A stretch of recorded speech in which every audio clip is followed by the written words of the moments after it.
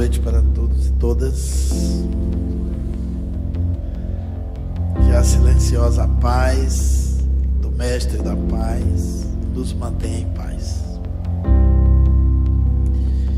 Nós vamos falar de um tema que interessa a todos nós, mas o enfoque um pouco fora do senso comum, que é sobre a valorização das nossas existências.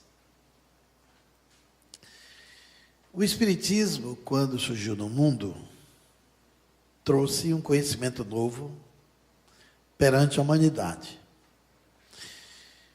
E esse conhecimento tem uma base científica, embora o Espiritismo seja uma doutrina filosófica, os seus fundamentos são sistematicamente científicos. E ele traz uma consequência religiosa, que é uma característica que compõe o tripé do pensamento espírita, em ciência, filosofia e religião.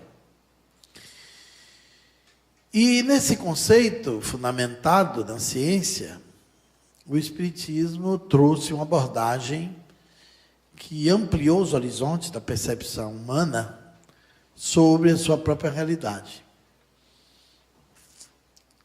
Claro que o Espiritismo trouxe conhecimentos novos, mas adotou um princípio, ou um postulado, entre os seus 9 postulados básicos. Allan Kardec adotou um princípio aprovado pelos espíritos que ele incorporou aos fundamentos básicos dos princípios doutrinários que compõem a doutrina espírita. Na verdade, ele não criou esse princípio já existia de muito tempo, ele apenas adotou. Ele agregou o Espiritismo, que foi a reencarnação. A reencarnação, ao contrário do que muita gente pensa, não é uma apresentação criada pelo Espiritismo aqui no Ocidente. A reencarnação ela é de todos os tempos, de todas as culturas do Oriente, praticamente remonta de nós aí a 7.000 anos antes de Cristo. Aqui no Ocidente, o Espiritismo se notabilizou como sendo a primeira doutrina cristã a abordar a reencarnação. Mas não foi ele quem criou. Na época de Allan Kardec, a palavra reencarnação era recentemente criada. Não era conhecida no passado com essa adjetivação. A reencarnação era conhecida como doutrina das vidas sucessivas, ou a doutrina da transmigração das almas. Era uma abordagem da filosofia hindu, trazida para o mundo, inicialmente, pelo povo da Índia, desde que eles aportaram as margens do rio Inde, e aquela civilização começou a tomar corpo. Mais tarde, a reencarnação se expandiu pelo planeta, saiu da Índia, foi para os outros conceitos e tradições, encontrou no taoísmo da China, com Lao Tse, a sua afirmação, depois com Buda, que nasceu pela bacia do Ganges, cerca de 600 anos antes de Cristo. Buda veio com o budismo e pedagogizou o hinduísmo. Portanto, o budismo nada mais é do que uma pedagogização da doutrina hindu.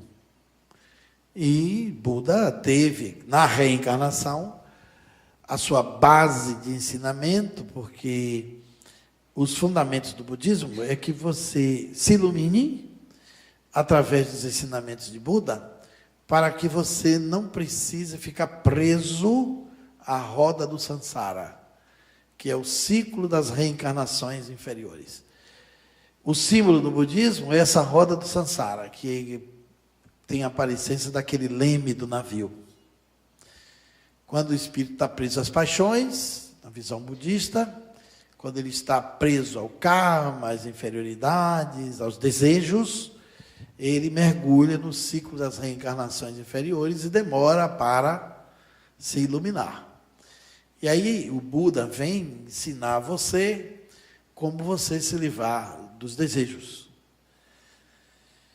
Ensinando que o homem não deve ter nenhuma forma de apego e nenhuma forma de desejo. O único desejo que o homem deve ter é o desejo de não querer ter nenhum desejo. E aí você conquista um processo de iluminação e se liberta da necessidade de reencarnar, quando você se tornaria, na linguagem dele, um bodhisattva, um servidor da humanidade. E você aí só reencarnaria, se você quisesse, por amor e compaixão ao mundo, ou às pessoas. Então o budismo também é reencarnacionista, muito antes do cristianismo, já se descendendo do hinduísmo.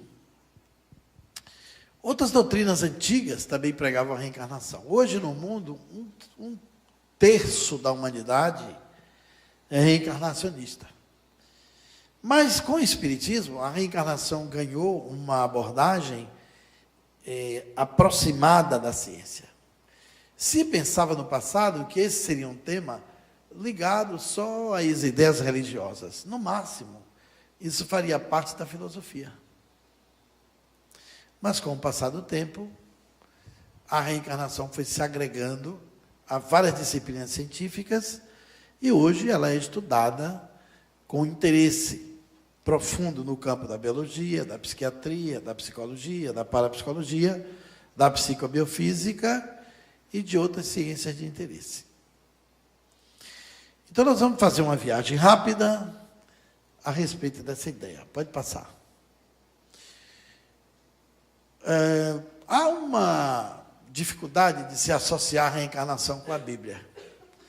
Edgar Cayce, um grande paranormal e médium americano, afirma o seguinte: posso ler a Bíblia e encontrar provas da reencarnação. E você pode fazer exatamente o contrário. Você pode ler a Bíblia e acreditar afirmações que neguem a reencarnação. Sendo a Bíblia um livro simbólico, cheio de parábolas e analogias, às vezes a interpretação fica ao gosto do consumidor. Não é um livro cujas afirmações tenham uma sustentação dirigida, correta, garantida na regra de interpretação única. Tem muitas passagens na Bíblia que garantem a reencarnação, mas os que não querem crer interpretam de outro jeito. Há passagens em João, há passagens no Velho Testamento, há passagem em Mateus, que afirmam a reencarnação, há passagem nos ensinos de Jesus, que afirma a reencarnação, uma bem explícita, bem clara, que ninguém pode ver o reino de Deus se não nascer de novo. Mas aí a tradição das igrejas reformadas, que são nossos irmãos protestantes, ele diz que nascer de novo é você aceitar Jesus como Salvador. E quando você não aceita, você é um homem velho. E quando você aceita, você é um renascido. Não é o gosto do consumidor a interpretação? Então, cada um interpreta de um jeito. Então, na Bíblia tem muitas passagens. Aliás, existe até um livro de um escritor espírita chamado Hermínio Corrêa de Miranda. Ele fez um opúsculo com o título A Reencarnação na Bíblia. Você encontra inúmeras passagens. Basta ter olhos de ver. Pode seguir. Em conta disso, há uma tradição que permeou a igreja, e até alguns espíritas citam, de que a igreja condenou a reencarnação. Alguns dizem pelo concílio de Nicéia, que os cardeais se juntaram, o Papa, e todo mundo condenou a reencarnação. Isso não é verdade. Isso é um erro histórico de afirmação espontânea, que, de alguma forma, alguém errou com a afirmação e outros foram repetindo. Nunca teve concílio nenhum para proibir a reencarnação. O que aconteceu no passado é que a igreja condenou a Orígenes, que era um filósofo e teólogo grego. Orígenes acreditava em ideias que se assimilavam à reencarnação. Orígenes também acreditava em comunicação de espíritos, em vida em outros planetas. Então a ideia condenou os pensamentos dele. Aí o que acontece? Alguns escritores espíritas disseram que a igreja condenou a reencarnação. Alguns padres que não concordam com o espiritismo, vendo os espíritas afirmar isso, os espíritas deviam saber. Aí os padres disseram, já que os espíritas dizem que a igreja nega, eles também passaram a dizer que nega. Mas, na verdade, não tem historicamente nenhuma condenação da igreja sobre a reencarnação. Inclusive, na Europa existem padres reencarnacionistas.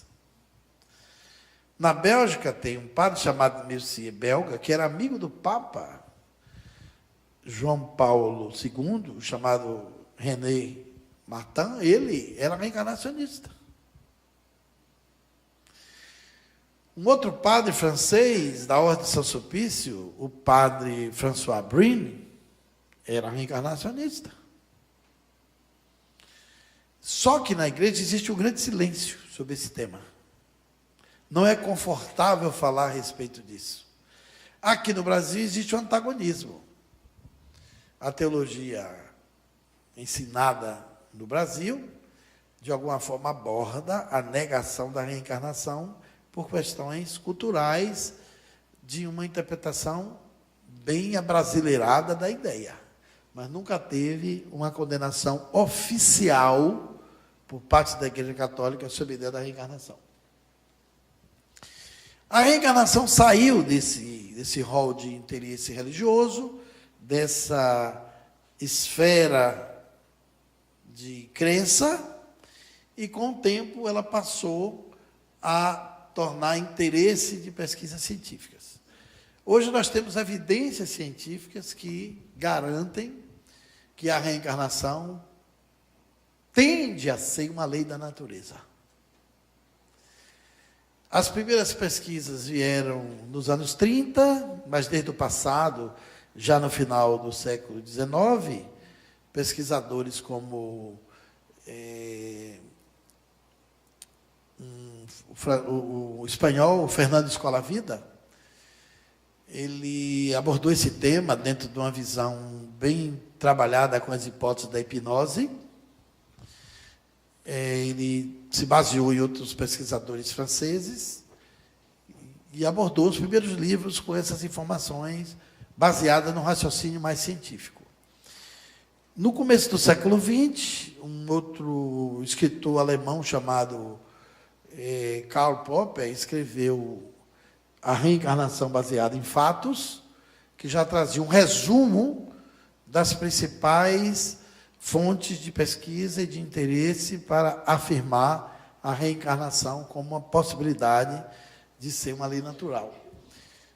Meados dos anos 70, 80, esse tema passou a envolver o mundo científico com as pesquisas de regressão de memória, que é uma das evidências. A regressão de memória foi primeiro apresentada ao mundo pelo Dr. Maurice Nerterton, e ele trouxe as primeiras abordagens e pesquisas com resultados interessantes.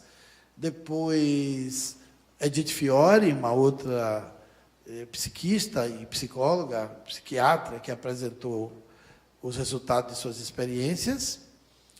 Depois, uma outra psicóloga americana chamada Ellie Wambach publicou uma obra que resumia mais de 1000 casos que ela regrediu a memória das pessoas e evidenciou a possibilidade da reencarnação ser um fato. Ela regrediu judeus, católicos, budistas, ateus, pessoas de religiões afro. Ela não fez acepção de nenhuma crença, prioristicamente. Desses 1018 casos que ela estudou, ela trabalhou com a Universidade de História, lá da cidade que ela era habitante, e ela pegava os resultados tirados ali daquelas revelações dos pacientes sobre o trânsito da hipnose, e entregava ao Departamento Natural de História para investigar. Ela regredia uma pessoa, por exemplo, que dizia assim: estou no Peru no século XIII. Ela mandava ele descrever a arquitetura do lugar, a paisagem, a feira que ele dizia estar transitando, a moeda que ele via ali na banquinha, o tipo de alimentação, levava esse paciente até o momento da morte, ele descrevia como foi a morte, morreu de peste. Ela pegava esses dados, entregava ao Departamento de História para os pesquisadores estudarem se no século XIII no Peru tinha aquele tipo de arquitetura, se tinha aquela moeda, se teve aquele tipo de peste. O índice de acerto dela foi de 96%. Os pacientes todos confirmavam isso. Ela chegou a fazer até um trabalho estatístico, foi uma pesquisa de 16 anos. Ela chegou a fazer um trabalho estatístico sobre a classe social desses 1.000 sujeitos que regrediram. 96% eram camponeses pobres de escravos. Só 4, 5% foram pessoas da elite. E isso mostra que a maioria das pessoas hoje, quando lembra de reencarnação, sempre acha que trabalhou na corte, foi uma personagem famosa, né? Foi alguém assim de muita relevância. E no passado histórico não foi assim. A classe social do mundo sempre foi de camponeses, subservientes, trabalhadores, gente pobre, escravos. A pesquisa dela reflete a estrutura histórica, antropológica da própria humanidade. Então, o trabalho é muito interessante. Ela mesma sofreu um trânsito na biblioteca, fez uma memória de outra vida, e por causa do fenômeno que ela experimentou em si mesma, ela resolveu checar se aquilo era comum em outras pessoas. Um trabalho extraordinário.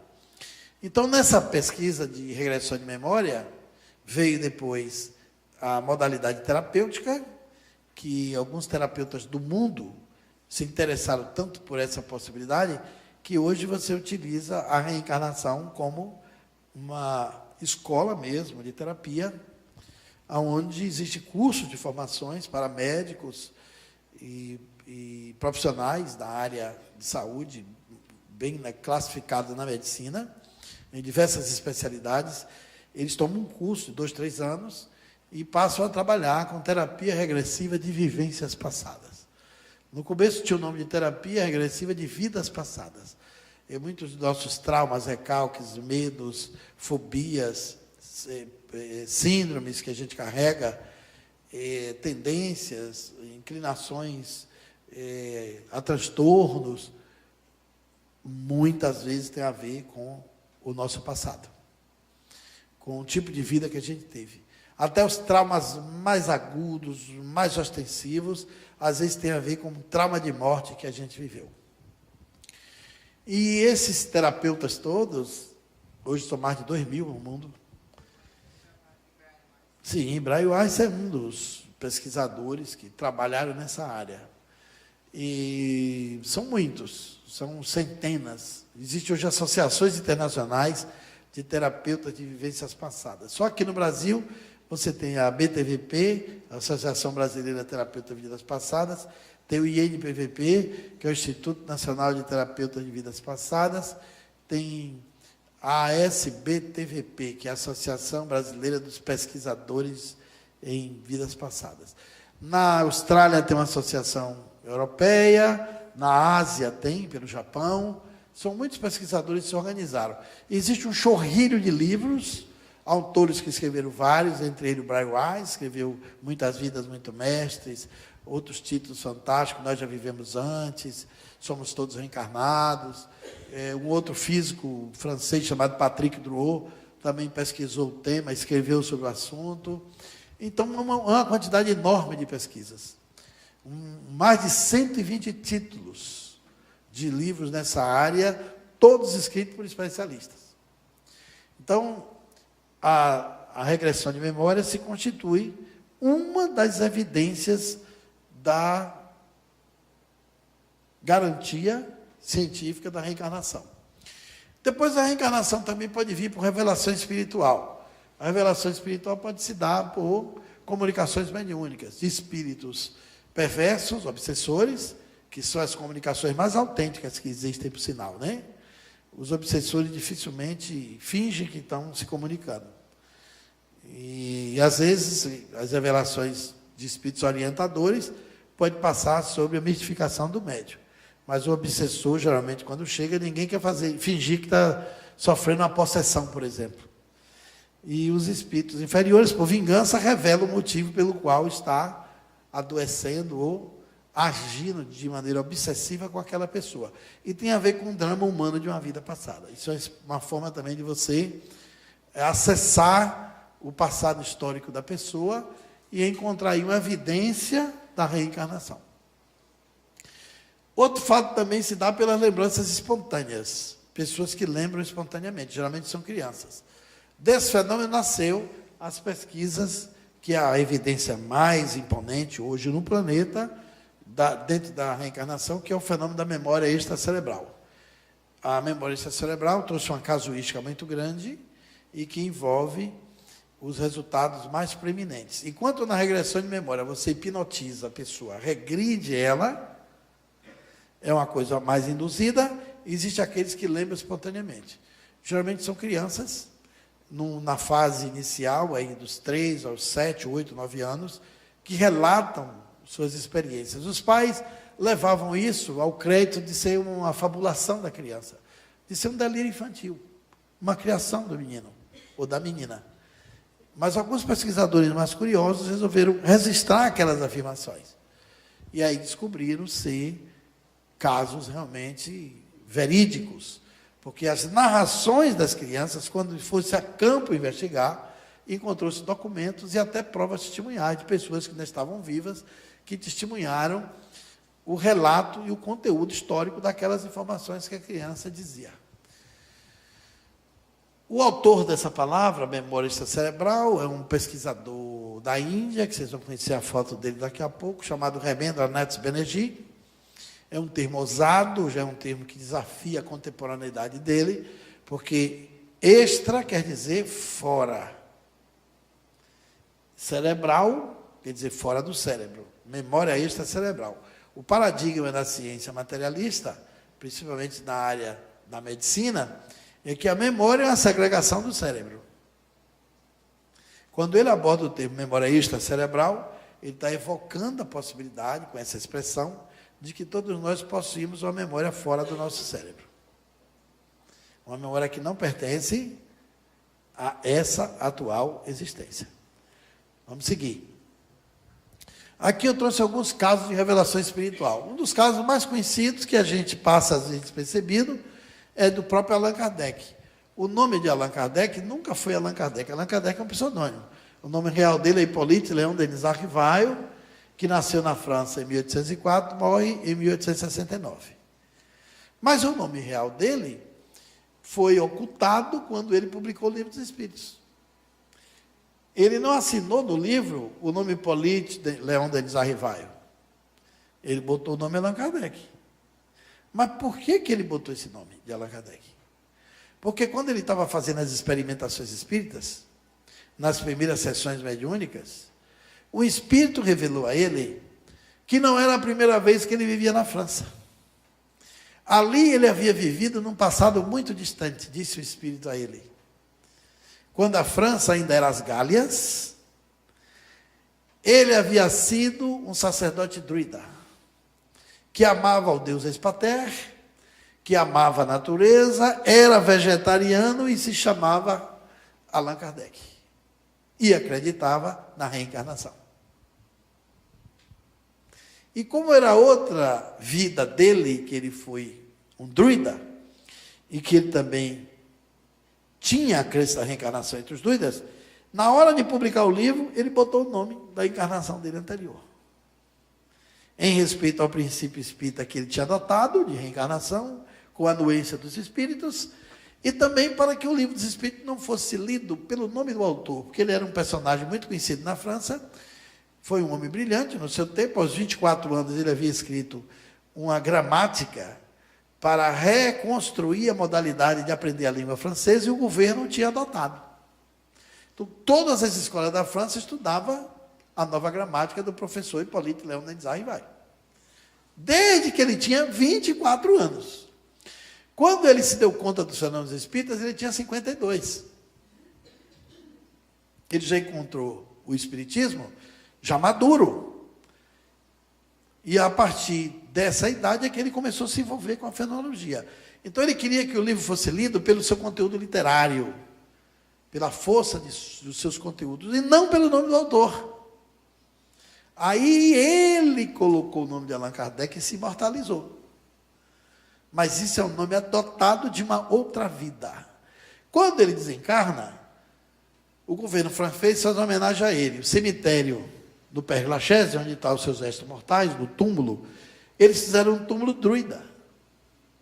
Ele não foi enterrado aqui como um cristão, como um povo da atualidade. Os druidas eram enterrados no dolmen.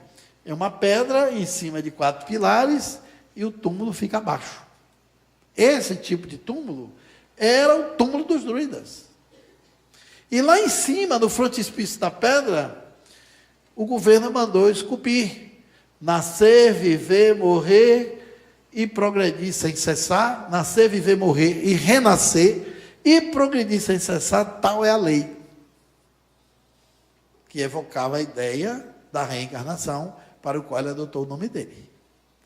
É o túmulo mais visitado do Père Lachaise, anda assim cheio de flores, e o povo chega lá, faz fila, bota a mão no busto dele, já é desbotado, o povo faz oração, joga bilhetinho. Eu tive lá algumas vezes. A primeira vez que eu fui, eu esperei o povo sair, o povo vai cedo, fica cheio de gente, depois ele sai. Eu fui abrir uns bilhetinhos lá para ver o que é que o povo pedia, né? Pesquisador tem curiosidades diferentes. Vocês não acreditam, eu vi coisas lá inenarráveis. Tinha gente pedindo marido de volta. Teve um até relacionado aqui com Pernambuco, com Recife. Era uma mãe que pedia a ele para proteger o filho, que era surfista, e que vinha aqui para a praia de Recife para o tubarão não comer. Para livrar ele da mordida do tubarão. Lá no túmulo o povo acende vela. Isso no país que ele nasceu. O que é incrível é que tudo que Allan Kardec ensinou para não fazerem de culto ao cadáver, fazem no túmulo dele, na terra dele. E, por último, chegou um senhor assim, tirou o boné, fez uma prece, depois botou a mão no busto de Kardec e orou. A mão no peito, outra mão no busto. Quando ele terminou, ele disse: o senhor pode me explicar uma coisa? Ele falou: pois não. Eu disse: por que o senhor bota a mão no busto e faz uma oração? Ele disse: você sabe quem foi esse homem? Eu disse: eu acho que eu sei, esse senhor. Ele disse: ele tinha o poder de mexer com espíritos. E as almas obedeciam a ele. Então, este homem tem poder, meu filho. E começou a me falar uma porção de bobagem sobre Allan Kardec. Então, veja que uma incrível, né? Na terra dele, no país ali, ele nasceu na França, o pessoal não conhece. Agora, algumas curiosidades. Os druidas tinham como sagrada uma árvore chamada carvalho. Eles achavam que aquela árvore tinha a alma de um espírito protetor das selvas. Então era uma árvore sagrada. Eles cultuavam o carvalho, como se fosse uma árvore com poderes de abençoar aquele que se aproximava, que ficava nas suas sombras. Na época que Allan Kardec vivia na França, o móvel mais comum para fazer mesas, escrivanias, era o jacarandá. Quando ele morreu, em 1969, ele tombou sobre a sua escrivaninha um aneurisma cardíaco, morreu instantaneamente. Mais tarde, quando os pesquisadores se deram conta, descobriram que todos os móveis da casa dele eram de carvalho. A escrivaninha, a cristaleira, a mesa e as cadeiras. Seria uma coincidência? Ele havia comprado aqueles móveis há muitos anos. Não se sabia explicar, mas ele adorava móveis de carvalho. Era a árvore que ele mais gostava. Muito antes do Espírito revelar que ele tinha sido um druida. Ele nem sonhava em ser espírita. Por isso que às vezes a gente traz as nossas afinidades, tendências, aptidões, né? E como o druida, o carvalho era uma árvore cultuada. Pode seguir. Agora, um caso de lembrança espontânea. O de Kardec foi de revelação espiritual. Aqui, lembrança espontânea. Na Índia nasceu Satya Sai Baba em 1926, que foi o grande líder espiritual do século XX e parte do século XXI. Ele desencarnou no dia que Osama Bin Laden foi morto pelos americanos. A mídia do mundo deu 15 dias de notícia na morte de Bin Laden. E de Sai Baba, uma notinha de rodapé embaixo da TV. Morre o líder espiritual Satya Sai Baba na Índia. Ele teve 3 dias de luta na Índia. A fila para passar e ver o seu corpo, o último adeus, chegou a 3 quilômetros da madrugada. O corpo foi velado por 3 dias. O governo da Índia fez uma redoma de vidro e botou o seu corpo em cima da bandeira da Índia. Satya Sai Baba, na verdade, nasceu em 26, mas existia 2 Sai Baba. Ele fez igual a Allan Kardec. O nome dele não era Satya Sai Baba. Era Satya Narayana Raj. Era o nome de batismo quando ele nasceu, o nome de certidão de nascimento. Quando ele tinha 13 anos, ele abandonou a escola, passou numa loja, pediu um pano laranja, foi fazer uma túnica conforme vestia os homens santos, e disse à escola: eu não pertenço mais a vocês, eu tenho uma missão na terra, meus devotos me esperam. Abandonou a casa, se vestiu de uma túnica ocre, dessa cor que ele está vestido ali, foi para uma praça da cidade que não tinha dono, ali fez um acampamentozinho, pôs uma barraquinha de lona e começou a morar, de 13 para 14 anos. Em torno daquela área ele construiu o ashram, que é uma comunidade espiritual imensa. Mais tarde ele fez hospital, ele fez acampamento para cerca de 20 mil pessoas, construiu universidades, escolas, teve 12 mil alunos. Quando ele nasceu, no lugar que ele vivia, não passava carro. E antes dele morrer, tinha aeroporto e descia avião. Tudo feito pela presença dele ali. Esse homem levou mais turistas à Índia durante muito tempo do que o Taj Mahal. O mundo todo ia ver Sai Baba. E o nome dele não era esse. Quando ele estava em casa, costurando a túnica, para ir para a rua, ficou uma multidão pequena na porta da casa e dentro da casa, umas 80 pessoas. Era um vilarejo. O pai dele plantava arroz, estava lá no campo. Uma senhora deu a notícia ao pai. Disse: olha, o seu filho endoideceu, largou a escola. O pai, ele era muito inteligente, tinha faculdades paranormais desde jovem. O nascimento dele foi marcado por um mistério. E o pai tinha um sonho dele crescer, com a inteligência que tinha, arranjar um bom emprego no governo e tirar eles dali, para uma vida melhor. A senhora foi lá e disse ao pai: ó, seu filho endoideceu, ele está em casa, costurando a roupa, disse que é um sadhu. Sadhu é o nome do homem santo da Índia. E ele disse que vai sair de casa, largou a escola, abandonou os estudos.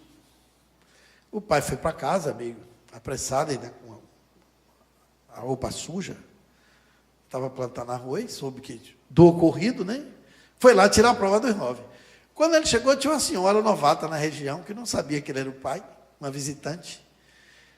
E ele foi entrando com a vara na mão, e a mulher disse: o senhor está muito sujo, tem um menino santo aí dentro, por que o senhor não se lava antes de entrar?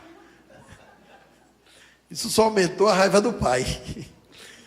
E aí, quando ele entra, a sala está cheia de gente, o jovem estava atrás de uma mesinha pequena, e ele vai na sala com a vara e diz: quem você pensa que é? Um responsável, um visionário sem sentido para largar a escola?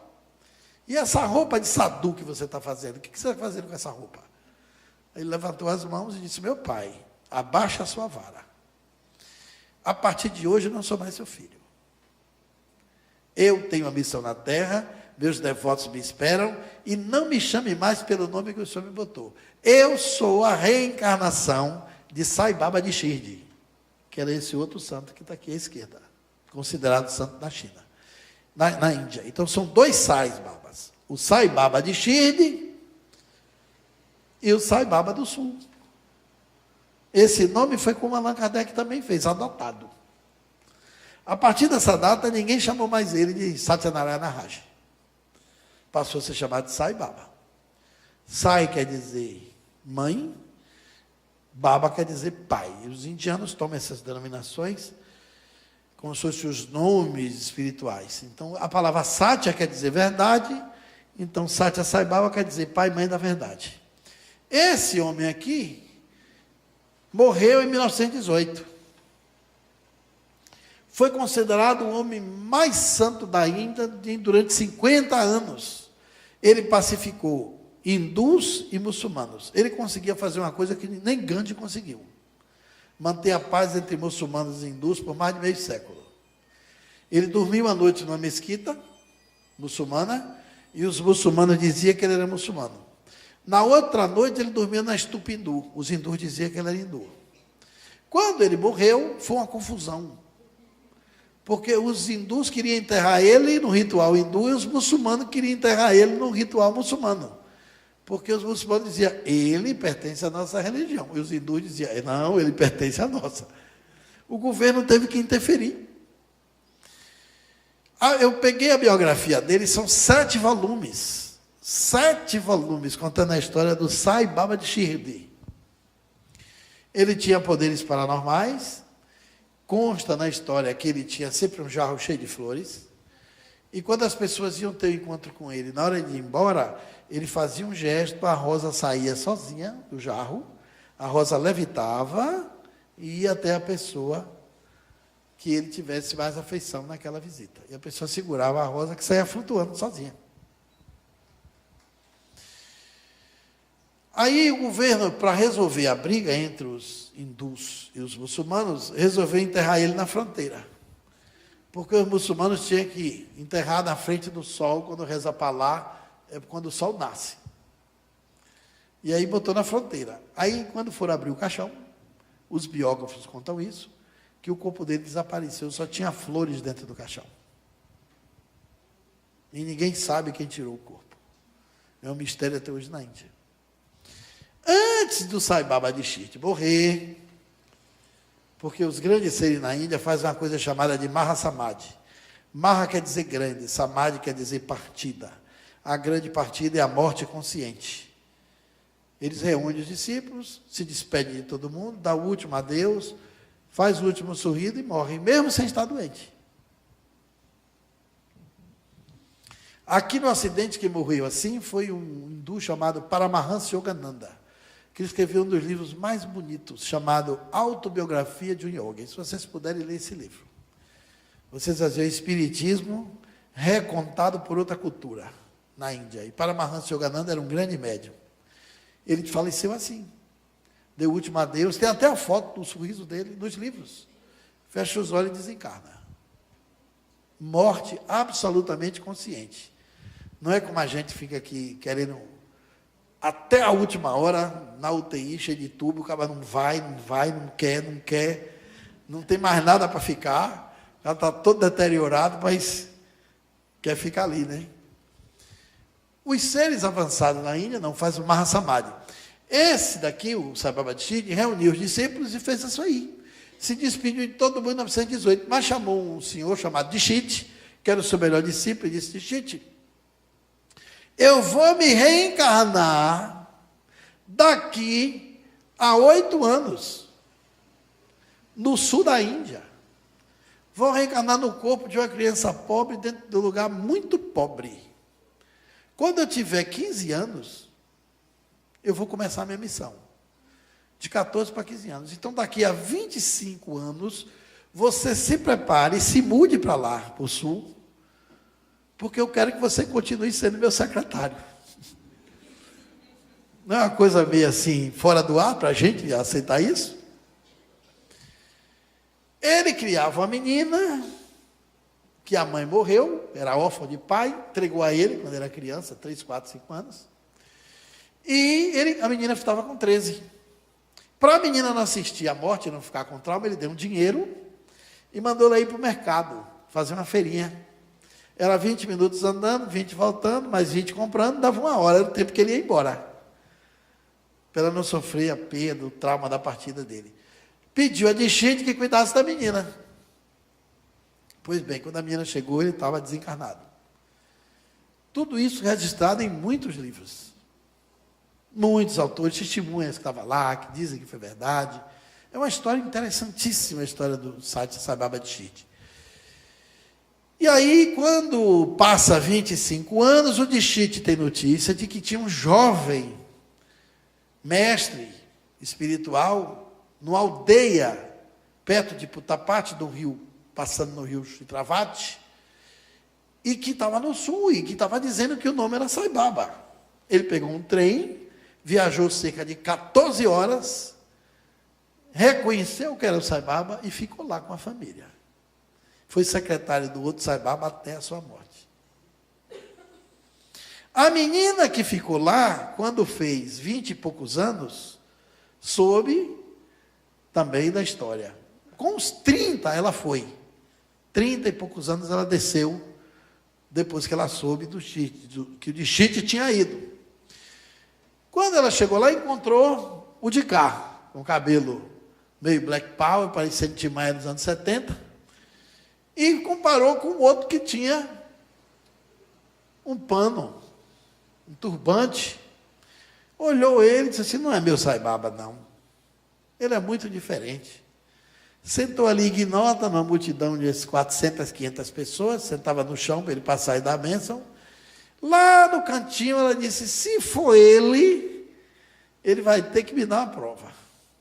Ela pensou, quando terminasse tudo, que ela ia entrar lá e falar com ele. Mas ele foi passando na multidão, chegou lá no fim, que ela estava sentadinha, ele disse assim: se levante para falar comigo. Quando ela levantou, ele disse: minha filha, cadê meu troco? Aí ela falou assim: que troco? Daquela compra que eu mandei você fazer na feira, quando eu era Sai Baba Dixite. Essa história fascinante eu vi escrita em 12 livros na Índia, de autores diferentes, de países diferentes. Essa mulher viveu com ele, morreu aos 74 anos, bem mais velha do que ele, óbvio, e deu entrevista a muitos pesquisadores. Um caso de reencarnação bastante forte, legitimado por uma tradição fantástica que é a cultura hindu. Pode seguir. Um outro caso que a gente não sabe, mas que é incrível, é o do Tenzin Gyatso, o atual Dalai Lama, que nasce em 6 de julho de 1935. Prêmio Nobel da Paz de 1989, o grande líder vivo dos budistas hoje, que é considerado Mahatma Gandhi do século XXI. Ele foi expulso do Tibete pelo governo de Mao Tse-tung na China quando ele tinha 18 anos. Mas ele se diz ser, e todos os budistas tibetanos reconhecem, como sendo a reencarnação de Tumbin Gyatso, que nasceu em 12 de 1876 e desencarna em 17 de 12 de 33. 2 anos depois ele reencarna como Dalai Lama.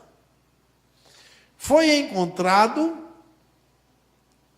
reencarnado, através dos oráculos, que são os médiuns budistas, os lamas do além. Lama quer dizer sábio. Dalai quer dizer oceano. Dalai Lama é igual a oceano de sabedoria. É o título dele. O Dalai Lama tem mais força que um papa, para os budistas. O papa é eleito no voto. O Dalai Lama é reconhecido pela reencarnação. Todos os Dalai Lamas é reconhecido por reencarnação. Não é eleição. É reconhecimento reencarnatório. Tanto é que eles passam a ser o líder desde criança. O Tumbin Gyatso foi o 13º Dalai Lama do Tibete. Ele é o 14º. Esse era conhecido pelo poder de compaixão que possuía.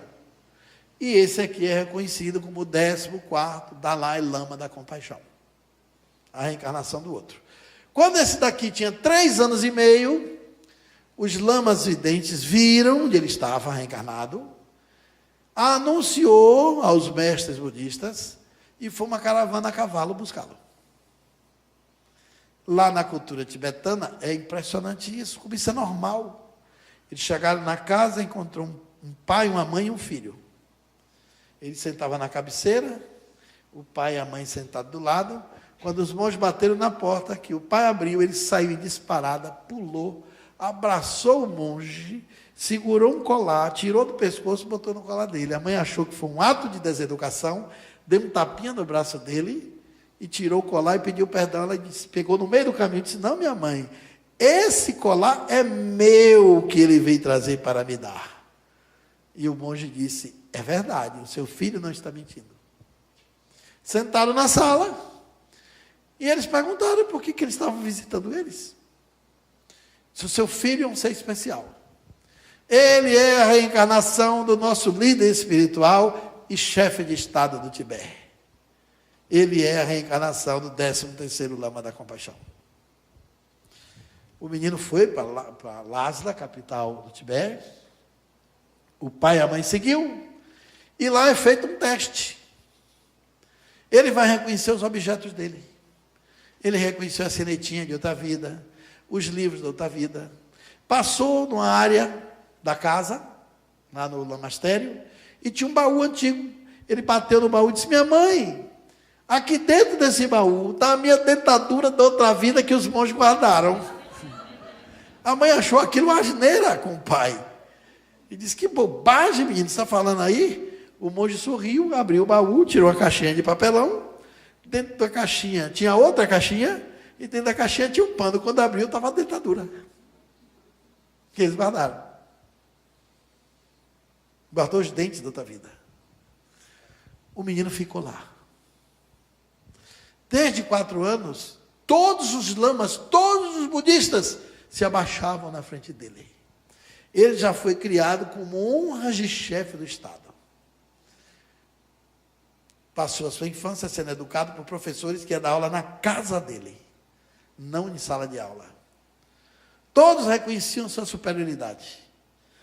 E quando ele entra no ambiente, todos os Budas se abaixam para mostrar que ele é mais alto. Em humildade, eles se reclinam. E ele é reconhecido pela reencarnação. É chamado de Tokun. São os lamas que voltam e são reconhecidos. Eles herdam tudo.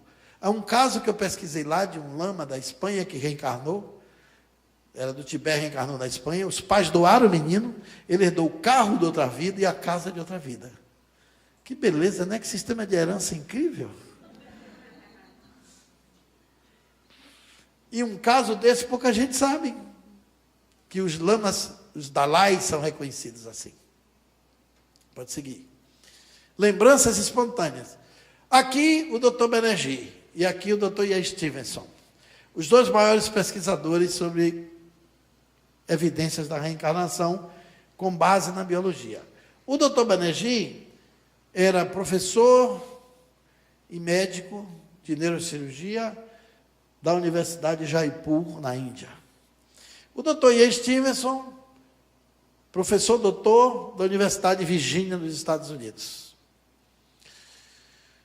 Final dos anos 70 para os anos 80, o Dr. Banerjee inicia sua pesquisa de memória extracerebral, entrevistando famílias e crianças que diziam lembrar espontaneamente de ter vivido antes. Casos que passaram assim despercebido, como eu falei há pouco, como se fosse uma fabulação infantil. Ele ia lá de gravador, com sua equipe, entrevistava a família e a criança. O Dr. Banerjee investigou cerca de 2.500 casos. Que legado, hein? Uma equipe de 26 pessoas durante muitos anos. Ele, inclusive, investigou o Satya Sai Baba. Satya Sai Baba era um dos casos de reencarnação reconhecida por ele, estudada por ele. Ramendras Banerjee era conhecido pelo seu rigor científico na Índia. E os casos publicados por ele, fantásticos, Vida Pretérita e Futura, um dos livros que ele escreve, está inclusive em idioma português, ele narra histórias fascinantes.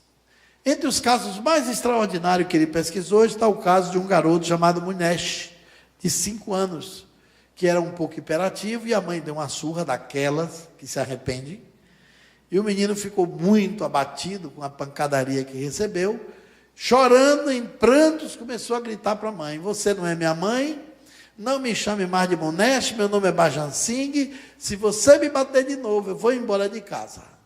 Eu tenho uma mulher, tenho uma cunhada, tenho uma casa, tenho uma fazenda, tenho 3 vacas, um poço. E se a senhora me bater de novo, eu vou morar na minha casa. Mas Munesh, você deixa de falar bobagem, não me chame de Munesh, meu nome é Bhajan Singh. Quando o pai chegou, a mãe ficou preocupada e foi logo se queixando. Disse: olha, o seu filho hoje passou do limite. E eu acho que eu bati nele demais. Eu dei umas pancadas nele que pegou pela cabeça, eu acho que eu endoideci ele. Eu estou me sentindo mal, você tem que ver, ele está dizendo que o nome dele não é Munesh, está falando as besteiras. E ele foi lá, botou o menino no colo, ele estava ainda choroso. Disse: mas Munesh, por que você desobedeceu sua mãe para ela chegar ao ponto de ele bater? Ele disse: não dê razão a ela não, meu pai. Ele disse: mas meu filho, você não quer que eu dê razão à sua mãe se você desobedeceu e fez coisas horríveis? E ela me disse que você está falando bobagem. Ele pulou do colo dele e disse: bobagem não. Aliás, o senhor também não me chame mais de Munesh. Meu nome é Bhajan Singh, eu tenho uma casa, eu tenho uma cunhada, 2 vacas, uma fazenda, uma casa e um poço. E ficou aquele conflito. Essa notícia vazou e chegou até o doutor Banerjee, que foi visitar a família, convocado pelo avô chamado Thakur. Na entrevista da casa, depois de algumas horas e alguns dias continuados, o doutor Banerjee sugeriu que eles fossem na cidade perto, porque o menino dizia que não nasceu ali, que ele nasceu em Chandagari, uma cidade perto, em Itrani, onde ele estava, a mais ou menos 2 horas de viagem de carro. O doutor Banerjee pegou, botou o menino no carro com a família, saiu da cidade de Itrani e foi para Chandagari. Se impressionaram que quando chegou na entrada da cidade, o menino começou a guiar como é que chegava. Para surpresa de todos, ele mandou parar o carro na praça e disse: olha, aquele homem sentado lendo jornal, ficou me devendo dinheiro na outra vida e não me pagou. Aí o doutor Banerjee disse: você tem certeza disso? Absoluta. E o que você quer fazer? Quero cobrar ele. O doutor Banerjee parou o carro, ele desceu e falou para o homem. Contou toda a história do empréstimo. O homem meio pasmo disse assim: mas como é que eu ia lhe pagar que você morreu? Estava dentro do prazo. Ele disse: mas já que eu sou eu e você está reconhecendo que me deve, pague meu dinheiro e marque o dia de eu receber. Menino estranho, 5 anos. Isso depois de uma surra caprichada. Ficou com esses dotes esquisitos. Foram para o bairro. Quando chegou na casa, ele disse: mas só esperaram eu morrer para mudar a cor. Pintaram minha casa de amarela. Aí ele disse: você não era amarela essa casa? Ele disse: detesta amarelo, minha cor sempre foi azul claro. Quando eles entram na casa, ele pergunta: que cor era essa casa antes? Uma das pessoas que estava ali por perto sempre foi azul claro. E por que mudaram de amarelo? Ah, porque o dono só gostava de azul. Quando ele morreu, a viúva enjoou do azul, pintou de amarelo, que era a cor que ela gostava. Ficaram na sala e a casa tinha um primeiro andar, uma escadinha pequena, bem íngreme, desce 2 mulheres, uma na frente, outra atrás. Essa notícia já tinha corrido, né? Já estava tudo marcado para ser encontrado. A mulher da frente olha para ele e diz assim: então quer dizer que você anda dizendo por aí que é a reencarnação da alma do meu falecido marido? Ele olhou para ela e disse assim: não, você não é minha mulher, você é minha cunhada, minha mulher está atrás de você. Elas combinaram para enganar ele. Aí ela de trás da cunhada botou a cabeça assim, ele disse: você acha que eu iria esquecer esse olhar inesquecível? Aí a mulher passou para frente e disse: então você é a alma do meu marido? Eu quero que você dê uma declaração. Ele disse: você quer pública ou particular? Ela disse, pode ser pública. Ele disse, levante o seu braço esquerdo, que debaixo do seu sari tem uma cicatriz de queloide. Foi uma colher de pau quente que eu bati em você, você botou a mão para se defender e cortou o seu braço. Aí, porque você me jogou o mingau quente e queimou o meu pescoço. E aí eu reagi. Ela disse, mas isso foi muito público, você andou sumido, meus irmãos andou lhe procurando para lhe pegar, para lhe dar uma lição, depois você voltou todo meloso. Eu quero uma declaração particular, porque essa aqui todo mundo sabia. Aí ela entrou no quarto com ele, ficaram 40 minutos. A mulher saiu, sintomaticamente desconcertada do quarto. Até o cabelo estava desganhado e disse, eu não tenho a menor dúvida, a alma desse desgraçado é meu marido mesmo. O doutor Banerjee publica essa história fascinante de Monash. E semelhante a essa, mais de 2.500 casos. O doutor Ian Stevenson soube dessas pesquisas no ano de 1961. Conseguiu dinheiro, verba da Universidade de Virgínia, sendo criticado pelos seus colegas materialistas e reducionistas do pensamento ocidental, que levantaram as sobrancelhas contra a universidade, liberar verba para ele sair dos Estados Unidos, gastar dinheiro da instituição para pesquisar essa ideia maluca de reencarnação no Oriente. Mas ele foi. Se apaixonou pela pesquisa da memória extracerebral do Banerjee. Voltou e implantou na Universidade de Virgínia. E começou a fazer a pesquisa da mesma direção. Elevou o caso de 2.700 para 3.500. Quando o Banerjee vem morrer, final dos anos 80, a Universidade de Virgínia, que tinha convênio com a Universidade de Jaipur, compra toda a pesquisa, até os móveis, os arquivos, e leva tudo para os Estados Unidos. E o Dr. Ian Stevenson, com uma equipe multidisciplinar, avança na pesquisa da memória extracerebral. Eles se deram conta de uma coisa interessante.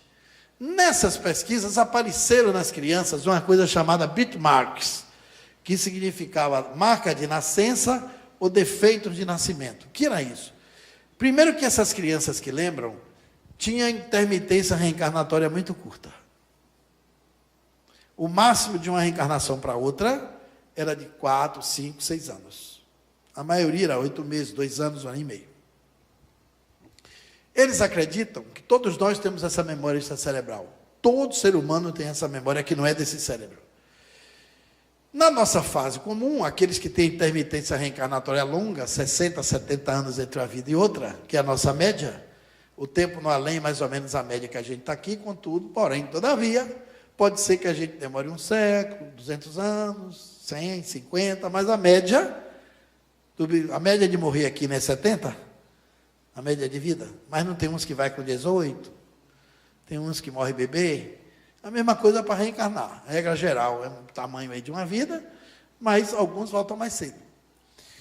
As crianças que voltavam logo, que tinham intermitência curta, lembram espontaneamente.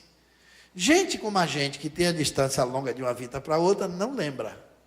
Traz a tendência, traz a aptidão, traz as presepadas de outra vida. A personalidade, as inclinações, as inteligências. Uns para matemática, outro para arte, outro para pintura, outro para quase nada, outro para quase tudo. Então, cada um tem sua construção trazida do seu passado. Nós somos uma personalidade, nós somos uma individualidade que se junta a múltiplas personalidades. Cada personalidade é uma encarnação, mas é uma individualidade só, que é o espírito. Quando a intermitência é curta, a criança lembra. Mas há um fator curioso. Com o passar do tempo, a criança perde a memória. Quando vai ficando adulto, não lembra que lembrava. O Dr. Banerjee e Ian Stevenson revelam que se ele não tivesse gravado tudo em fitas cassetes da época e testemunhado no papel, eles teriam passado de inventores de fábulas. Porque muitas crianças que revelaram os conteúdos, quando ficaram adultos, negaram o que tinham dito. E não lembravam de nada. Isso demonstra que, às vezes, quando a criança é mais jovem, a consciência atual está presa ao passado tão próximo da vida pretérita. Então, ele tem uma parte do passado presente no presente e tem uma memória da última vida. À medida que a consciência vai se envolvendo com o cotidiano e com o meio ambiente atual, a tendência é isso ficar no inconsciente e o consciente se garantir da sua personalidade atual, assim como nós, que não temos intermitência curta. Em 30% desses casos, ou seja, de 3.700 casos, você botando 30%, dá mais de mil casos. As crianças apareciam com a marca de morte da última vida. Quem morreu enforcado, por exemplo, tinha uma cicatriz. Há casos de gente que recebeu facada e a marca da faca estava no peito. Tiro, o lugar que a bala entrou, o lugar que a bala saiu. Tem casos que eles investigaram de gente que morreu queimado e nascia com sinais da queimadura. Perdeu o dedo e nascia sem um dedo. Teve um rapaz que lembrava ter caído de um front quando recebeu um tiro e a cabeça dele bateu no paralelepípedo embaixo, na Primeira Guerra, e ele abriu o cérebro de um lado para o outro. Quando ele nasceu, ele tinha uma cicatriz enorme de uma orelha a outra por trás do cérebro. Era a marca de nascença da última existência dele. Essas marcas que ninguém sabe explicar, porque que não é genética, mas aparece na pessoa. Pois bem, essas marcas ou defeitos de nascimento podem ter origem em vidas passadas, pelo tipo de vida que você teve. Pode passar. Aqui nós trouxemos um caso estudado, só para ilustrar, porque o tempo é curto, pelo Dr. Ian Stevenson, que é o caso de Semil Hayek. Ele foi morto na Antáquia, na Turquia, em 1933. O caso de Semil Farish era o nome dele. Ele não aceitou o nome da vida passada, com 3 anos não quis ser chamado, e teve uma lembrança espontânea e narrava para o seu pai, que era a reencarnação do outro Semil. Existia um Semil que foi uma espécie de Robin Hood da época. 2 jovens da classe média estupraram a sua irmã. E o pai morreu sem fazer justiça, morreu de desgosto. Ele apanhou uma arma, perseguiu os estupradores e matou os 2. Aí ele foi perseguido pela família que tinha renda. E ele começou a fugir. Muitas famílias homiziaram ele, outras condenaram. Ele era um fugitivo, amado por uns, detestado por outros. Uns davam razão a ele porque ele fez justiça. Outros condenavam porque ele matou 2 pessoas. Achava ele um criminoso. Depois de tanto fugir da polícia, ele se sentiu encurralado um dia, e a polícia colocou ele numa situação difícil. Ele sabia que ele ia ser torturado e morto. Ele pegou a própria arma, colocou debaixo do queixo e deu um tiro. O tiro entrou por aqui, saiu por cima do frontal do cérebro, e ele veio a falecer. O garoto de 3 anos, quando assumiu o nome da outra vida, tinha uma marca estranha. Pode passar? Ele nascia com a cicatriz aqui debaixo do queixo, e o cérebro dele ficou aberto até quando ele tinha uns 18 anos. Aqui vê o local do projétil. Ele narrava a situação da morte dele com proeza de detalhes. O Dr. Ian Stevenson viu o processo dele na Turquia. Entrevistou 26 pessoas. A distância da Turquia para onde ele morava, não tinha como os pais saberem da história. Havia detalhes do processo, naquele tempo não tinha internet, que ninguém tinha como saber, porque estava preso na justiça. E o depoimento das pessoas adultas, já idosas, que o doutor Ian Stevenson foi investigar, porque quando ele soube do caso, o menino já estava crescido. Repare que a cicatriz permanece nele até os dias atuais, que o doutor Ian Stevenson encerrou a pesquisa. Os depoimentos eram precisos com a narrativa do garoto. Pode passar. Olha como era o cérebro, o projétil. A bala entra por aqui, num desvio, uma trajetória do projétil, mais ou menos uns 15 graus. Essa ilustração que demonstra a trajetória do projétil estava lá no processo. Olhando de perfil, a bala entra por o queixo, sai na parte frontal do cérebro, fazendo exatamente esse projétil. Agora veja como o menino nasceu. Pode passar. Aqui está o cérebro dele aberto, que não fechou tão cedo, não tinha curativo que fechasse. Exatamente na mesma direção, que entrava do outro lado do queixo e saía na parte superior da cabeça, onde ele dizia ter sido a causa de morte dele. Isso é uma birthmark, uma marca de nascença. Isso impressionou a biologia, porque você tem que trazer nas suas estruturas biológicas a informação genética dos seus pais. De onde vinham essas marcas? Como isso podia estar presente no corpo de uma criança cuja informação genética não tinha as estruturas de explicação para isso. Aí os pesquisadores começaram a entender que quando a encarnação é curta, a gente lembra, e quando ela é mais curta ainda, pode trazer a marca.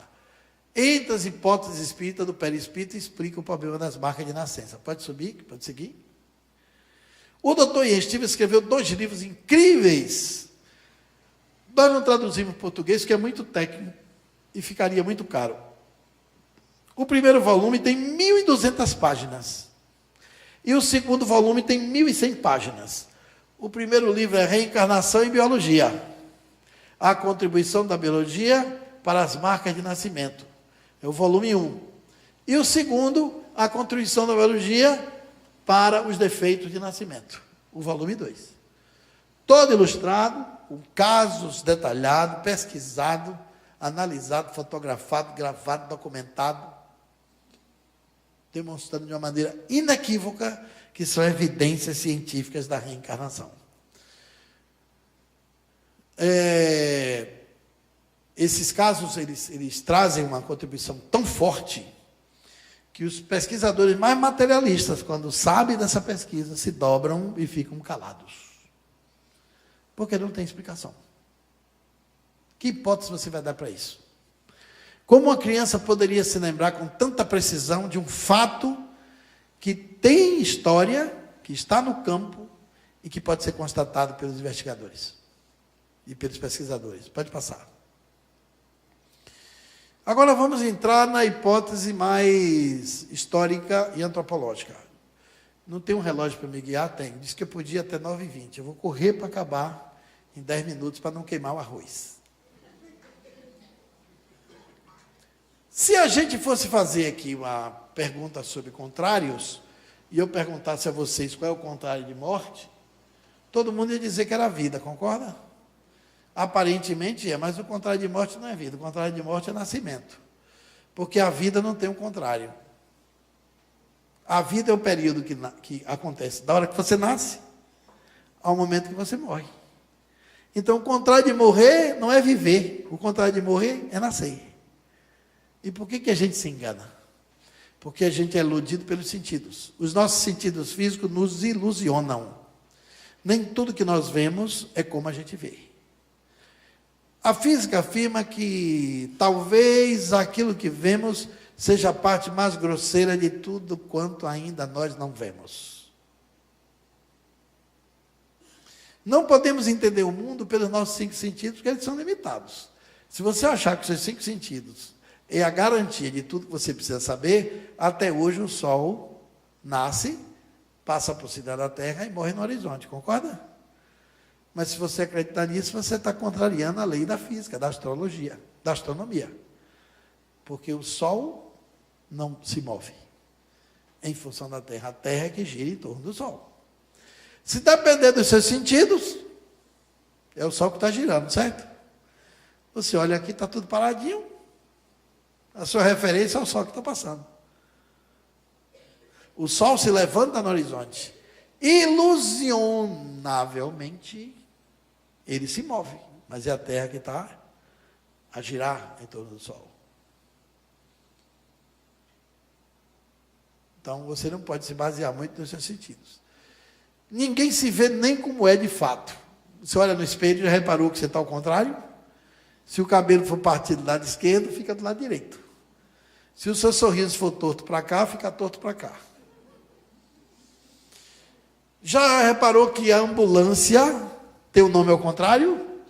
Que é para quando você olhar no retrovisor, ver o certo. Veja que nem tudo que é certo é errado, nem tudo que é errado é certo. Como a maioria das coisas são relativas. Nem você se vê como você é. E quando se vê no espelho, está rebatido. A mesma coisa é você se enxergar na profundidade que você é. Pelos sentidos físicos, a gente fica imaginando que nós somos um ser humano que tem uma experiência espiritual. Mas se você se afastar um pouquinho dos sentidos, você vai ver que é o contrário. Nós somos um ser espiritual que temos a experiência humana. Porque corpo é o que temos, não é o que somos. Espírito é o que somos e corpo é o que a gente tem. Os nossos sentidos nos enganam tanto que um amigo meu me ligou uns 3 anos atrás, meio sofrendo, chorando, que o pai dele morreu. Aí ele disse: Clóvis, estava esperando você chegar à tarde de viagem. Estou uma notícia triste. Meu pai morreu, eu cheguei há pouco do enterro. Ele disse: você falou duas besteiras. Seu pai não morreu. E seu pai não foi enterrado. Seu pai foi desenterrado. A gente se enterra quando nasce e se desenterra quando morre. Porque o corpo não é terra? A gente não veio do pó? O corpo da gente tem tudo que tem na terra? Então você veio do desenterro do seu pai. Ele disse: é por isso que é bom falar com os espíritas, que deixa a gente pensando de outro jeito. Mas é uma lógica. A gente aqui não percebe isso. Então, na visão mais transcendente, para a gente entender o espiritual, você precisa se afastar dos sentidos, se manter mais distante dele. Senão você vive na ilusão. Os hindus dizem que aqui na Terra tudo é maia. Maia quer dizer ilusão. A vida na Terra é uma grande maia, porque é tudo aparente. Quando o Buda se iluminou, os discípulos chegaram para ele e perguntaram: mestre, com tanta sabedoria, quem tu és? Tu és o Messias? Tu és o Avatar? Tu és o monge espiritual? Ele disse: não, eu sou um desperto. Ele saiu da ilusão, colocou a consciência no estado de lucidez, despertou para o espiritual, voltou e ensinou as pessoas. A reencarnação nada mais é do que você se perceber numa dimensão mais profunda. E aí o contrário de morte não é vida. A vida não tem o contrário. A vida se veste de formas. A gente tem forma de motorista, forma de vida de bancário, forma de vida de banqueiro, forma de vida de frequentador de centro espírita, forma de vida de médico, forma de vida de advogado. As formas de vida é que nasce, cresce, atinge a plenitude, entra em decadência, morre e desaparece. A vida está no interior da forma. Ela antecipa o nascimento e sobrevive à morte. A vida é um contínuo. Nós não entramos na vida quando nascemos, nem saímos da vida quando morremos. E nem o contrário. Nós existimos como espíritos eternos. E a eternidade não é o somatório de um tempo que nunca se acaba. Eternidade é ausência total de tempo.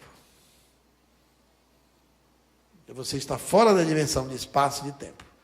Então vamos viajar um pouquinho aqui em alguns conceitos. Como nascemos e como renascemos?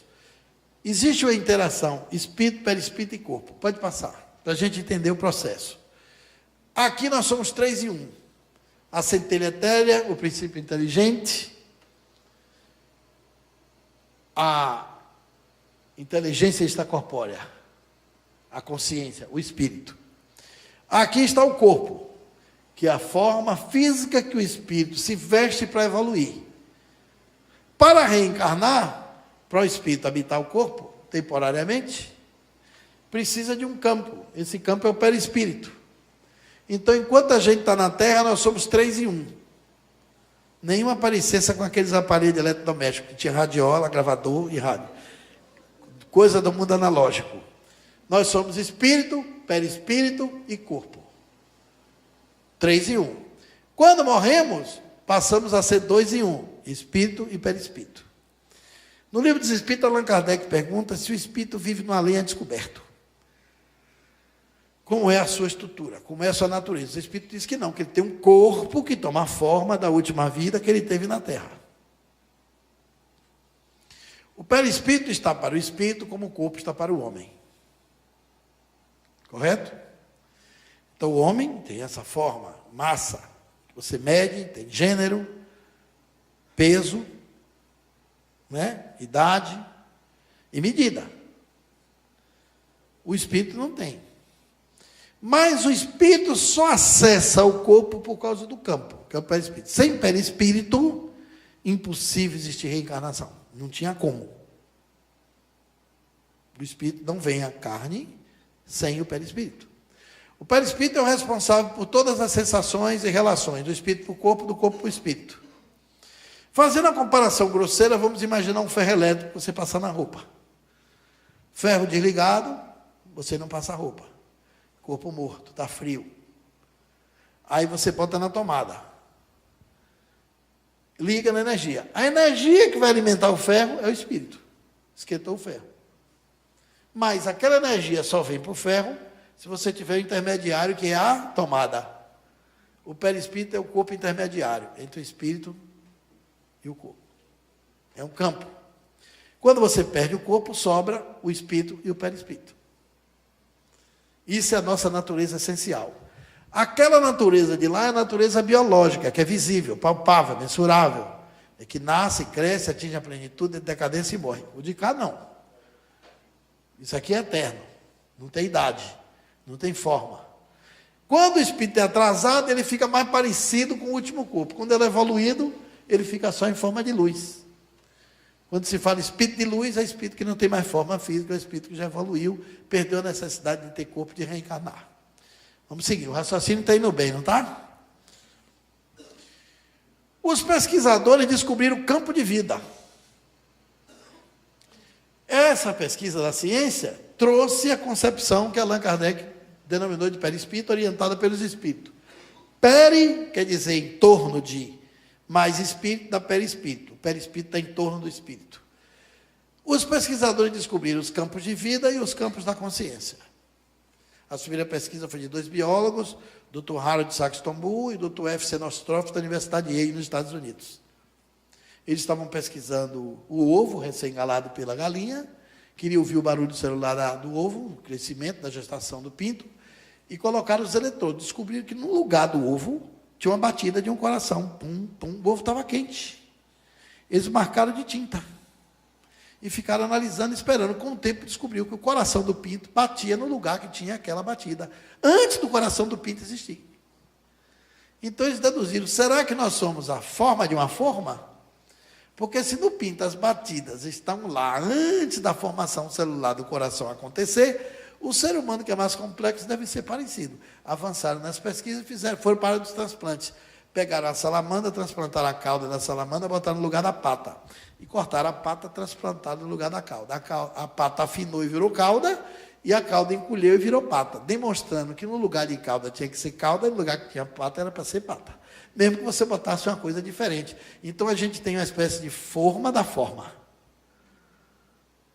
Quem organiza nosso corpo é o perispírito. O espermatozoide fecunda, o óvulo vai lá pela tampa de Falópio, cai no útero, faz a nidação, mas o campo do espírito está ali para organizar a sua estrutura complexa. Que é esse corpo que a gente tem. Pode seguir. Aqui dá para a gente avaliar mais ou menos, eu vou voar nesses últimos 5 minutos. Se você pegar a limalha é aquele pó do ferro que você tem na serraria quando serra um vergalhão. Se você jogar aquele pó em cima da cartolina, ele fica disforme. Mas você pegar um ímã e aproximar, vai desenhar 2 retângulos conforme a superfície superior do ímã, concorda? A matéria biológica está aleatória. Quando o perispírito se aproxima do nascimento e se acopla no útero, ele começa a organizar a estrutura biológica do corpo. Pode seguir. Aí está a viagem da fecundação. A mulher nasce com todos os ovos na prateleira. Se ela tiver 50 anos, os óvulos têm 50, o estoque já nasce garantido. A mulher não produz óvulos, não reproduz o óvulo, já nasce pronto. Então, se ela tem 30, os óvulos têm 30. Por isso que a mulher não deve engravidar muito velha, porque o bebê pode nascer com defeito, porque o óvulo é envelhecido. O homem é o contrário, o homem produz os espermatozoides diariamente. Ejacula e produz mais, ejacula e produz mais. Se não ejacular muito, fica com muito estoque. A média por ejaculação é 250 milhões a 300 milhões. Gente, 250 milhões é muita gente. O Brasil tem 200 e poucos milhões. Numa ejaculação, o homem bota para fora a nação inteira. Só basta um espermatozoide para fecundar o óvulo. Não precisa mais de um, e nem entra mais de um. Só tem vaga para um, só passa um. E aí os cientistas descobriram o seguinte, nem sempre quem chega primeiro acha a passagem. O óvulo tem uma espécie de abra de saias, uma passagem secreta. Ele fica ali girando, a turma vai nadando, nadando, porque o pobre do espermatozoide é tão pequeno, mas tão pequeno, que ele mede 0,6 micras. Nada 2,5 centímetros por hora. É muito esforço. Até chegar na trompa de Fallope, tem os 35, 40 centímetros de viagem. Se é 2,5 por hora, você já viu que nada horas para chegar cansado para encontrar o óvulo. Se ele der azar de pegar uma mulher alta e a trompa for os 45 centímetros, ele tem mais 2 horas de nado para alcançar o seu destino. E o pior é que quem chega primeiro não tem garantia nenhuma. Se não achar passagem, não passa. Fica batendo a cabeça no lugar errado. Tem uma única passagem no óvulo, um lugar onde passa o espermatozoide. E o que é mais triste, sabe o que é? Cerca de 30 milhões morrem na saída. Porque o tubo vaginal da mulher é ácido. Quando os primeiros vão, coitado, são os espermatozoides kamikaze. A acidez vai matando todo mundo.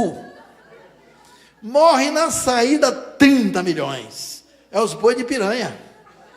Aí os outros que vêm atrás, ó, vai nadando e passando, enquanto os outros estão morrendo do lado. Ele tem a viagem garantida. Chega lá e não entra. Bate a cabeça, bate a cabeça, bate a cabeça. Aí, às vezes, vem um espermatozoide que viaja com a velocidade maior. Isso é só 10%, viu, gente? A maioria chega ali, o que achou a entrada passou. Mas os cientistas descobriram que aqui na cápsula do espermatozoide tem uma antena meio transparente, de forma espiralada, que sintoniza com a frequência do óvulo. Aí tem um espermatozoide que, em vez de ir nadando 2,5 centímetros por hora, ele nada 2,5, 3. Ele vai incorporado para Ayrton Senna. E vai rápido, atravessando todo mundo. E quando ele chega na direção do óvulo, o óvulo parece que sabe que é ele, se organiza todo, fica prontinho, ele pim, passa como se conhecesse a passagem. O Abra-te Sésamo é dele. E por que isso acontece? A biologia não sabe explicar. A biologia diz assim, como acontece, mas não explica por que acontece. O espírito André Luiz, pela psicografia de Chico Xavier, no livro Evolução em Dois Mundos, diz que quando o espírito é mais evoluído, ele guia o espermatozoide mais sadio para lhe dar o corpo que ele precisa e merece. Quando ele não tem evolução nenhuma, a afinidade se dá para o espermatozoide que tem relação com o nível evolutivo dele. Aí a natureza dá o melhor que tem. Então, se conforme com sua realidade, porque a natureza fez o melhor que pôde por você. Foi o máximo que você pôde ter, foi essa organização biológica aí que você nasceu. Em 10%, alguns espíritos se ligam, irradiam sua frequência para aquele espermatozoide mais sadio, e ele penetra o óvulo e fecunda. Aí é o seguinte, quando ele entra, quem entrou, entrou, quem não entrou, não entra mais. O óvulo libera uma substância chamada fertilizina, que vira uma espécie de camada protetora, um escudo. Ninguém entra. Se tranca totalmente. Todos aqueles espermatozoides em torno morrem. Só entra um. Morreu a turma e vem aí. Como é que o espírito acontece? O espírito vem com o campo e absorve o óvulo fecundado. Ou já vai guiando o espermatozoide. Na hora que o espírito envolve o óvulo, que ele vai para o utrinida, a consciência está ali, organizando o corpo. 270 dias depois, 9 meses de gravidez, está formada a máquina mais complexa que o universo conhece, que é o corpo físico de um homem e de uma mulher. O poeta Augusto dos Anjos, pela psicografia de Chico Xavier, escreveu um verso lindíssimo que está no livro Parnaso de Além Túmulo. Ele diz: homem, por mais que gaste os teus fosfatos, não compreenderás analisando os fatos, ainda que desintegres energias, a razão do completo e do incompleto, e como é que em homem se transforma um feto entre os 270 dias, que é o período do parto. porque você tem a complexidade do cérebro, a estrutura óssea, que é a estrutura mecânica espetacular, veias, vasas e artérias, que é o sistema hidráulico mais complicado que você possa imaginar, tão perfeito que quando fura uma da hemorragia, você resolve lá quando tapa o tubo quebrado, o vazado. Você tem um sistema elétrico, você tem um sistema respiratório, você tem o sangue que circula nessas vezes, cerca de 5 litros para um adulto. O bebê não come nada vermelho, porque o leite da mulher é branco, que tem sangue ali dentro. Você tem a parte bioquímica do corpo, que é fantástica.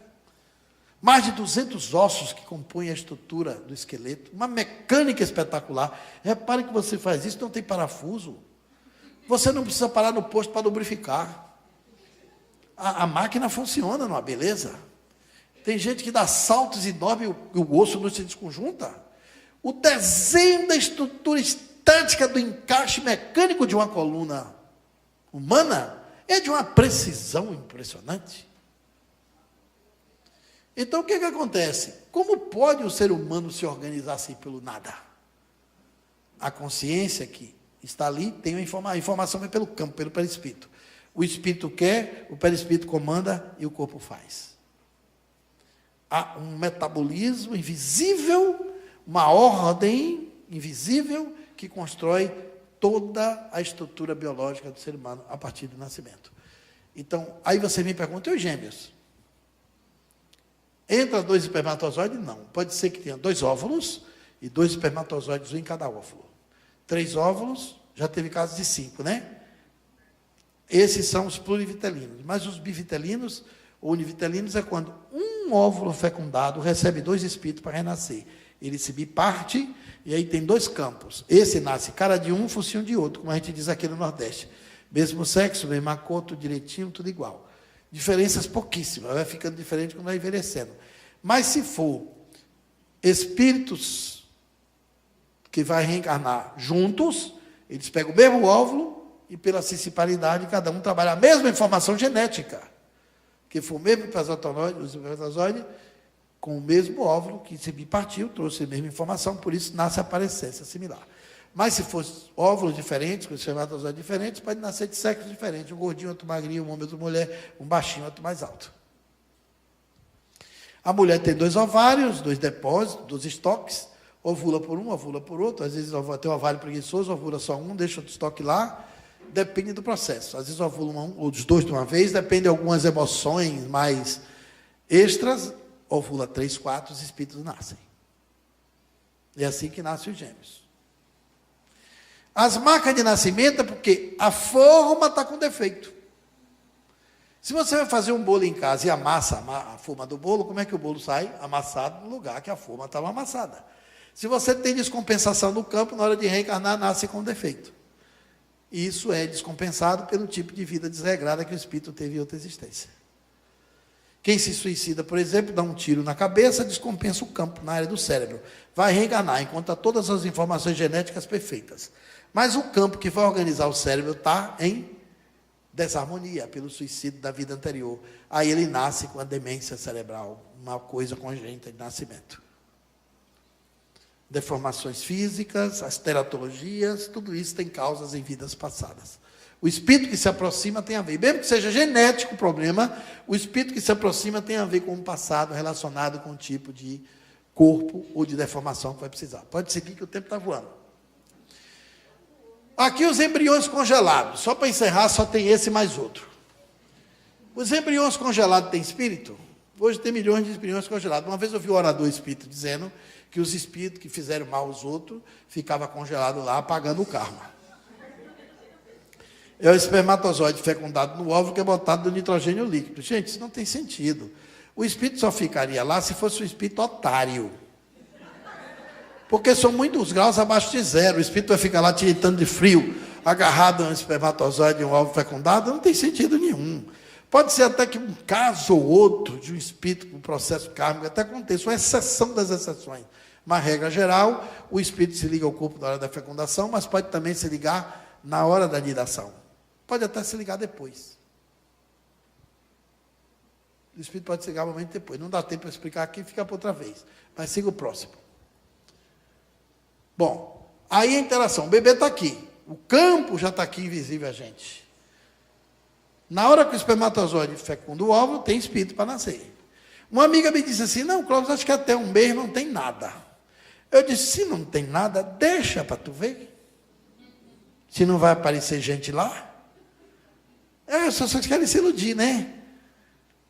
Por isso que nem o aborto, nem o suicídio compensa. O camarada quer se matar. Veja, ele programa a morte, mas ele não mata o programador que programou a morte. Porque ele é imortal. Então, alguém programou sua própria morte. Quem programou para você morrer? Está vivo. E o suicida vai sofrer pelo resto da existência. O campo nasce um tempo determinado de energia para garantir o tipo de vida. O corpo do jovem é robusto, é rígido, do velho é molinho. A turma da papada, da cortina, que fica aqui embaixo, né? Murcha tudo. Por que murcha? É como se você pegasse aquele imã que eu botei lá na cartolina. Se você for puxando o imã, a limalha vai se desformando, não é assim? O campo vai perdendo energia. Por isso que a gente desencarna de velhice. Porque o perispírito nasce com a quantidade de energia para sustentar a vitalidade do seu corpo. A gente envelhece porque perde energia no campo. A gente dorme para recarregar o cérebro e a gente desencarna para recarregar o perispírito. A natureza treinou a gente para morrer toda noite. A gente morre temporariamente por 7, 8 horas de sono e volta para o mesmo corpo. A diferença desse sono para o sono da morte é que no sono da morte você dorme quando acorda, está morto lá. No corpo aqui e vivo no espírito. Mas você é treinado para morrer, mas na hora de morrer você não quer ir. Teima em ficar. Então ali tem toda uma estrutura invisível. Não é o que a gente vê, porque os sentidos são limitados. Se depender do seu sentido, se lembre disso. O sol vai nascer amanhã. E é mentira. É a Terra que está girando. Correto? Então siga. Aqui para encerrar mesmo, porque tem outros slides, eu vou encerrar isso.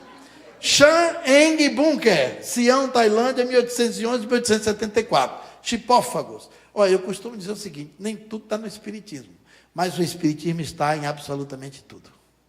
Não tem nada que o Espiritismo não possa explicar. E não tem nada que o Espiritismo não possa responder. E quando não sabe, a gente não tem como responder, basta você dar a resposta com 2 palavras.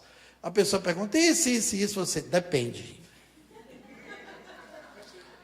Ah, mas isso, você, é relativo. Então, tudo depende, tudo é relativo. Né? O nível evolutivo do espírito depende da condição que ele esteja em tal estado de evolução. O caso dos chifópagos.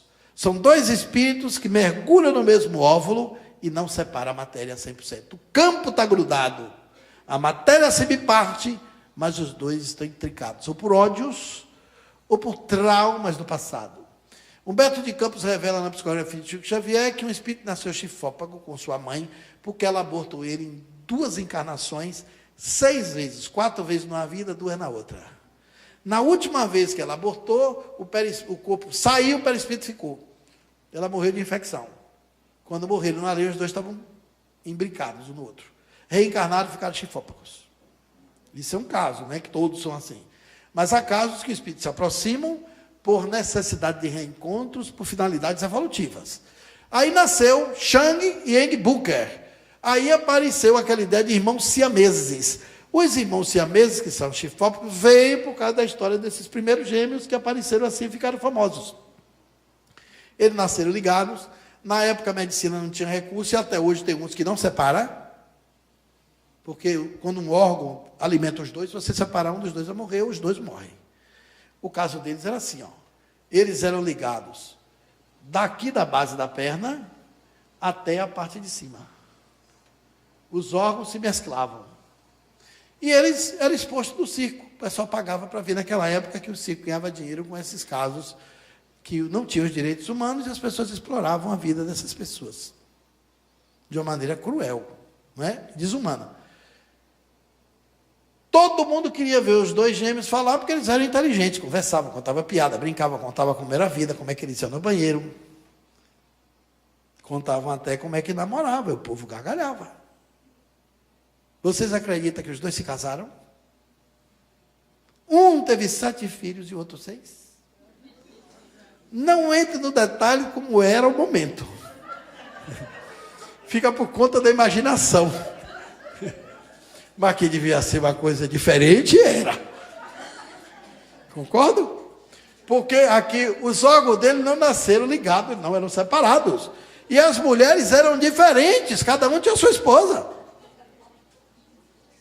O que aconteceu é que eles morreram muito ricos. Ficaram ricos. Porque quando eles ficaram maior, pediram ao dono do circo uma comissão maior. Ficaram mais jovens, dobraram a comissão. Juntaram o dinheiro. Porque o que ele dizia, tudo que dois gastavam, ele só precisava para um.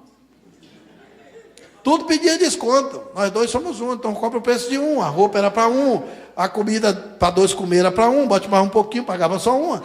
E eles juntaram o dinheiro. Quando o dono do circo estava para morrer, eles compraram metade do circo. Quando o homem rico morreu, ele comprou da família do dono do circo o circo todo. Aí ficou rico. Morreram bem de vida. Aí se propagou pelo mundo os irmãos siameses, que eram aqueles que se reuniam e não se separavam durante a reencarnação, que na verdade são chifópagos. Morreram em 1874, nasceram em 1811. 63 anos de idade, viveram muito. Então são fenômenos interessantes que o Espiritismo explica. Pode ser que durante alguns momentos chegue junto, lá os espíritos se separam. No além eles se separam. O processo de aprendizado do espírito foi por aquele período, lá no além os recursos são outros, porque lá eles estavam reunidos ou não, por determinadas circunstâncias, e pode também se separar de novo. Mas a reencarnação responde a tantas coisas, se esse aqui é um resumo. Vixe Maria! Esse negócio de tempo é psicológico, toda vez que o baiano fala, o relógio passa rápido. Então eu queria agradecer a vocês, dizer da minha alegria de estar aqui novamente. Vim para ver se reencontrava meu amigo Vilarim, que somos amigos de muito tempo, mas ele está em outras plagas, está em outros céus, né? Voando por aí. Mas vocês aqui, deixo de pouco o meu abraço para ele. Talvez quando eu voltar outra vez, quem sabe a gente mate saudade. Peço desculpa pelo avançado da hora, que esses temas são apaixonantes. A gente fala, é muita coisa para falar, e eu perdi um pouco o horário. Eu pensei que ia roubar 10 minutos de vocês, acabei roubando 20. Muito obrigado pela atenção e até de repente. Muita paz para todos.